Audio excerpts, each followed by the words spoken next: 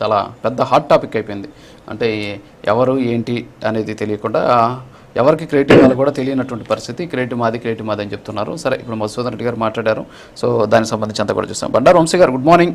ఇప్పుడు ఏంటి మధుసూదన్ రెడ్డి గారు ఒకటి చెప్పారు, ఏంటంటే మిట్టల్ని మేము ఆహ్వానిస్తున్నాం. 2 రోజుల క్రితం తాడిపత్రి చంద్రశేఖర్ గారు ట్వీట్ నేను చూపించాను, ఆయన ఏమన్నారో చూసాం. నిన్న జగన్మోహన్ రెడ్డి గారు మాట్లాడింది చూసాం. ఇవన్నీ కూడా పక్కన పెట్టేస్తే అసలు ఈ మిట్టల్ స్టీల్ ప్లాంట్ రావడం వల్ల విశాఖ స్టీల్ ప్లాంట్కి అన్యాయం జరుగుద్ది అనే మాట వీళ్ళే చెప్తున్నారు. కానీ మేమే తీసుకొచ్చాం అంటున్నారు. నిజంగా 2022లో తీసుకురావాలి అనేటువంటి క్రెడిట్ వీళ్ళు తీసుకున్నప్పుడు విశాఖ స్టీల్ ప్లాంట్కి ఇబ్బంది పెట్టేటటువంటి ప్రయత్నం చేశాము అనే దాన్ని కూడా అంగీకరించాలి.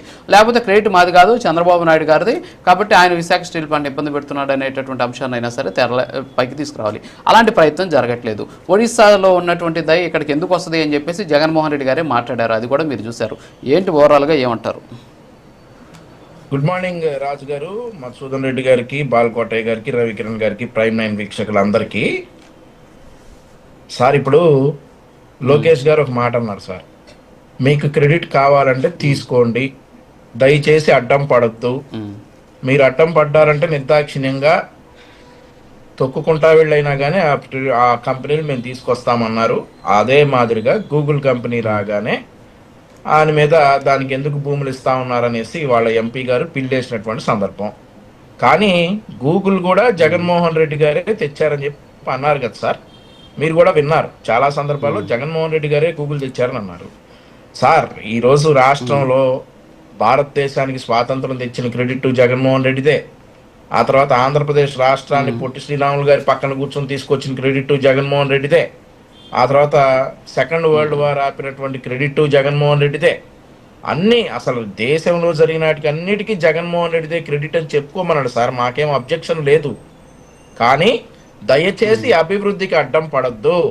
మన రాష్ట్ర యువతని పక్క రాష్ట్రాలకు తరమిపోకుండా కూటమి ప్రభుత్వం చేసేటటువంటి ప్రయత్నాలకి అడ్డం పడొద్దని మాత్రమే మేము రిక్వెస్ట్ చేస్తా ఉన్నాం.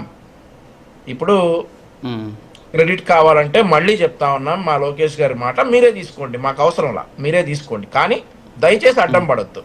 రేపు మరి 4 రోజులాగో ఏదో రోజు ఖాళీగా ఉన్న ఎంపీనో లేదంటే 11 మందిలో ఒకడో వెళ్ళి హైకోర్టులో పిల్లేస్తారు సార్. మళ్ళీ ఎలా ఇస్తారు ఆర్సెనిక్ మెటల్కి అట్లా ఆ స్టీల్ ప్లాంట్ని ఎలా తీసుకొస్తారు రాష్ట్రానికి? ఆల్రెడీ ఆ చేసే క్రమంలోనే తాడిపత్రి చంద్రశేఖర్ గారిది ఆ లెటర్ అయ్యి ఉండొచ్చు, ఆ ట్వీట్ అయ్యి ఉండొచ్చు.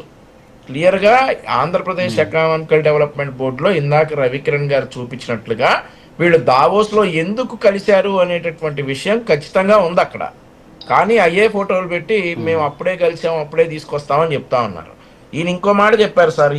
నేను 4-5 ప్యానల్స్లో చిందేపల్లి మధుసూదన్ రెడ్డి గారితో ఉన్నప్పుడు ఈయన ఉదాహరణలు చెప్తాడు సార్, పొంతన లేని ఉదాహరణలు. చెట్టు నాటితేనంట అప్పటికప్పుడు కాయలు కాయవు, ఆ కాయలు కాసే టైంకి ఎవరుంటే వాళ్ళు తింటారట. చెట్టు నాటారంటే చెట్టు నాటం అంటే శంకుస్థాపనే కదా సార్, విత్తనాలు కాదు, వృక్షం నాటుతారంట. వృక్షం అసలు చెట్టు నాటం అంటే శంకుస్థాపనే కదా సార్. సార్ 2 సంవత్సరాలు అయింది సార్ మేము వచ్చి.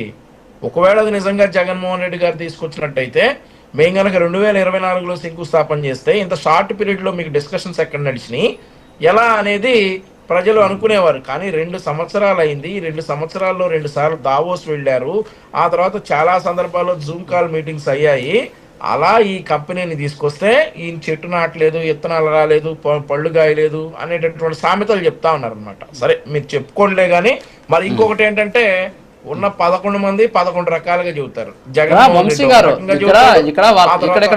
ఇక్కడ మీరు ఒక విషయాన్ని గుర్తించారో లేదు తెలియదు. కానీ నేను నిన్నటి నుంచి చూస్తున్నా సోషల్ మీడియాలో, వైఎస్ఆర్ కాంగ్రెస్ పార్టీ అనుకూల సోషల్ మీడియాలో ఏం చూస్తున్నానంటే, జగన్మోహన్ రెడ్డి గారు దావోస్ వీధుల్లో మిట్టల్తోటి కలిసి తిరుగుతున్న విజువల్స్ చూపించి ఇంత కష్టపడి జగన్మోహన్ రెడ్డి గారు తీసుకొస్తే జస్ట్ ఒక 2 జూమ్ కాల్స్లో ఓకే చేసేసాడంట చంద్రబాబు నాయుడు అని చెప్పేసి ఒక వీడియో నేను చూస్తూ ఉన్నా.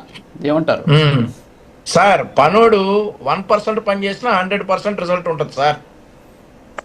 ఇక నేను పనికి మాలినోడు అని అనను, కానీ వాడు ఎంత చేసినా ఉపయోగం ఉండదు. వద్దులేండి అనను, అందుకే నేను అనను అని అన్నా. ఇక రాష్ట్ర ప్రజలకి ఈ క్రెడిట్ అని చెప్పేసి జగన్మోహన్ రెడ్డి గారు వాళ్ళ బ్యాచ్ ఒక తప్పుడు ఉపన్యాసాలు ఇస్తున్నారు సార్. నన్ను ఒక 2 నిమిషాలు ఆపొద్దు సార్, దయచేసి ఆపొద్దు రాజు గారు. వీళ్ళ క్రెడిట్ ఏంటో నేను చెప్తా. సార్ వీడు రాష్ట్రాన్ని విధ్వంసం చేసిన క్రెడిట్ కావచ్చు, రాష్ట్రాన్ని ఆర్థికంగా నాశనం చేసిన క్రెడిట్ కావచ్చు, రాష్ట్రంలో ఎంత సార్ 3,30,30,000 కోట్లు అప్పు తెచ్చి రాష్ట్రానికి మీరు అప్పు తెచ్చి రాష్ట్రాన్ని విధ్వంసం చేసిన మమ్మల్ని అంటారు కావచ్చు. మధుసూదన్ రెడ్డి అంటా నేను ఒక నిమిషం కూడా అన్ను మర్యాద కూడా ఇవ్వను. నువ్వు మాట్లాడేటప్పుడు నువ్వు రాష్ట్రాన్ని అని కూడా ఇవ్వను, నేను మర్యాద కూడా ఇవ్వను. నీకు మర్యాద ఏమయ్యా? నేను ఎందుకు ఇవ్వాలయ్యా నీకు మర్యాద? ఏంది వంశీ నువ్వు? చెప్తున్నా వంశీ ఏంది వంశీ? నువ్వేంది మర్యాద నాకు ఇచ్చేది? నీ బోర్డు మర్యాద నాకు ఎందుకు అయ్యా? నీ మర్యాద నాకు ఎందుకు? మర్యాద కూడా నీ మర్యాద కోసం నేను కాసు పెట్టుకోవాలి వంశీ. నీకు నీ మర్యాద నువ్వు కాపాడుకో.